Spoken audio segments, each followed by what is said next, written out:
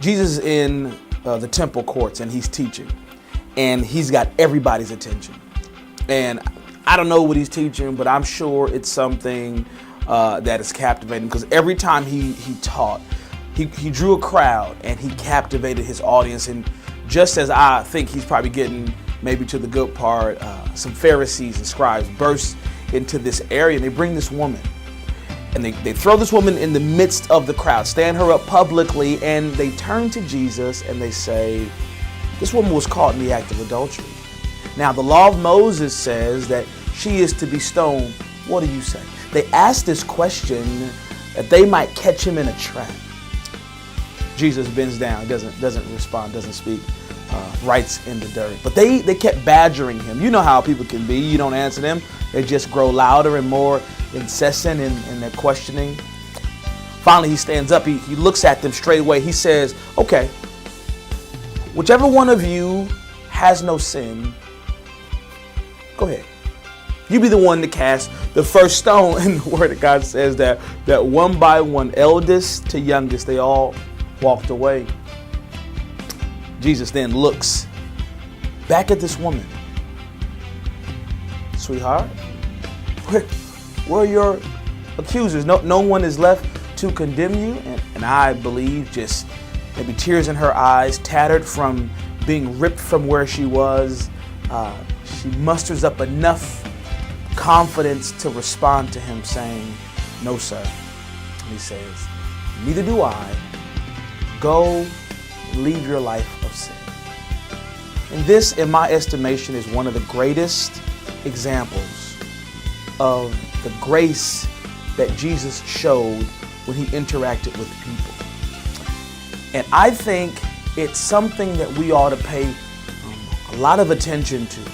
Because in the same way that we believe that Christ is our example in holiness and righteousness, he's our example in the way that we are to exude power and authority. He's our example in the way that we are to cast out demons and heal the sick, and to invite the broken, and to lay our hands on children, and to love widows and those who are in trouble. He also is the example of what it means to show grace. All of us are called to show grace. And so in this series that I'm in, talking about character, I want to focus on this topic of grace, and I want to use this as my example. The fact is, there are three things that I see in this that I think are really important for each of us to digest. And the first thing is this: it's that when you are a person of grace, you are a person of presence. You show up.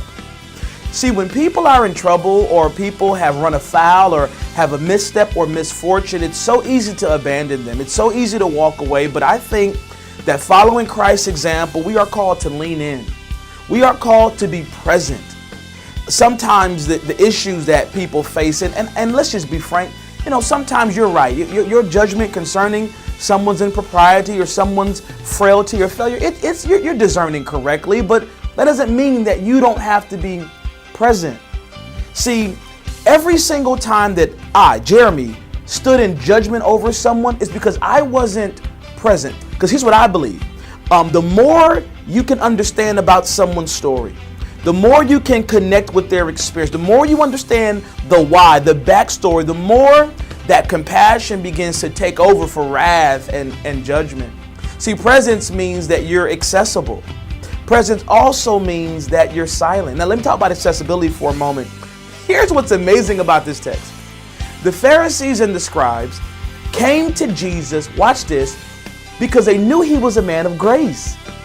Even though they didn't agree with him, they didn't like him, it was the notion that he was a man of grace that caused them to seek him out, that they might trap him. They knew that he wasn't going to stone this woman. That wasn't his MO. He was the one that gave love and grace and deference and mercy to people. So they knew that. And the question becomes, when people think about you, are you known as a person of grace? Are you accessible? Do people know where you are when they need you in times of challenge, in times of tragedy?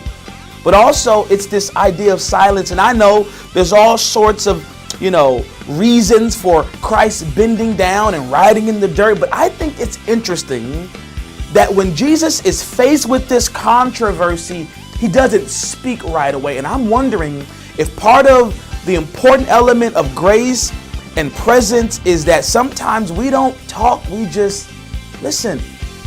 Just be present. Just hear the whole story. I was having a conversation with a staff person, and we're talking about some of the ills and some maybe high-profile people who've experienced some public tragedy. And the person said to me, how come no one ever asked why? Why are we so quick to judge and we never want to understand the person's backstory? This is not to suggest that we ought to decide that wrong is right or right is wrong. That's not what I'm talking. I'm talking about the presence of mind to be present and to listen, to understand a person's story. But number two, I want to show you not just presence, but priority. In that moment, I honestly believe for Jesus, this woman was a high priority. That he could have followed the rules as they were trying to, explain to him. He could have done all of those things, could have been present, but this woman mattered. And sometimes we can kind of get in our own way, and we're so legalistic in the way in which we approach and how we deal with people that we've made the rules more important than the soul. And I think Jesus didn't think that way. I think that he loved people enough that he knew that there were still, elements and standards, but he never let that become a higher priority than the people, than the souls. So there's a great story I read in this incredible book called Not a Fan. If you haven't read this book, I encourage you to get this book. And I'm hopefully going to tell this story right. But he talks about this idea of rules. And so a man goes into a bank, and some of you know this story, goes into a bank to do a transaction. He gets there and realizes that the person that he's trying to meet with is not there. Well, he needs his parking validated, but the woman behind the teller behind the desk won't validate his parking because you have to do or have a transaction in order to get validation. He tries to argue and explain, but I would have had a transaction, but the person's not here, and tries to get her just to understand his circumstance. The woman says, hey, the rules are the rules.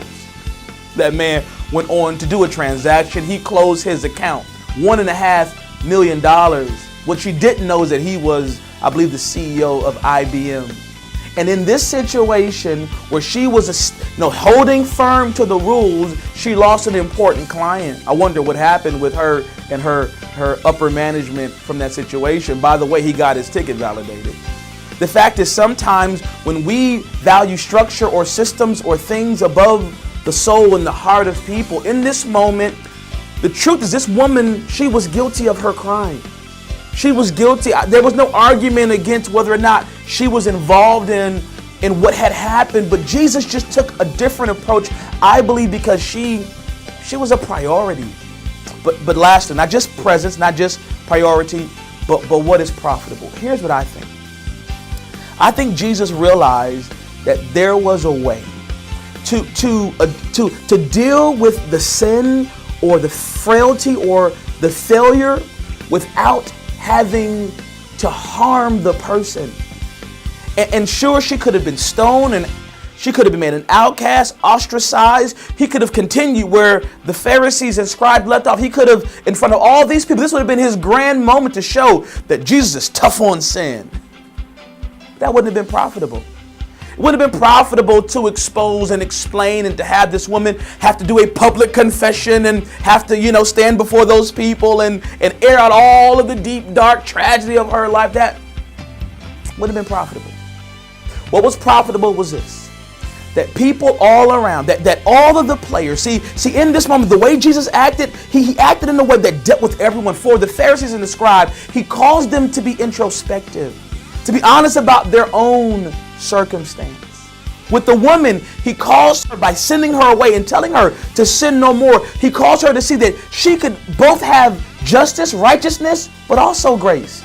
That she could leave this moment, be changed by the experience, but not be ostracized or publicly ridiculed by someone who had the authority to do so. And for the people, they saw a different way of dealing with people. They saw Jesus make a stand by saying to the woman, don't do that anymore. That's not right. But at the same time, to not do so in a heavy-handed way. And I think it endeared them, saying, I want this type of life. a life where, yes, I can pursue righteousness and I can pursue godliness, but I can do so in a way that I don't have to have the threat that if I have a misstep or make a mistake or have some, frail experience, that I'm going to be just castigated. My hope is that we would follow this example. Yes, we got to be present with people. People all over the world, you and I, are making tons of mistakes, are doing things that we ought not do, and having misjudgments, and we need people to be present, to hear us out, to help us navigate. We have to let people know, people that we disagree with or that have values that we don't necessarily ascribe to, that they matter. Even when they're wrong, they still matter. They are priorities to God. But there's a profitable way. We could all get picket signs and, God hates this, and you're going to hell. But is that profitable? Does that draw us to the Father? Does that put chasms and craters and canyons between God and his people? I just believe there's a better way. And if we're going to be people that look like Jesus, and all the things that we got to get a hold of this thing called grace. All of us have been the recipients. My prayer is that all of us would also be givers of grace, that people will experience God's love through us as we attempt to be more like our Heavenly Father. Thanks so much for watching today. I'll see you guys in a week.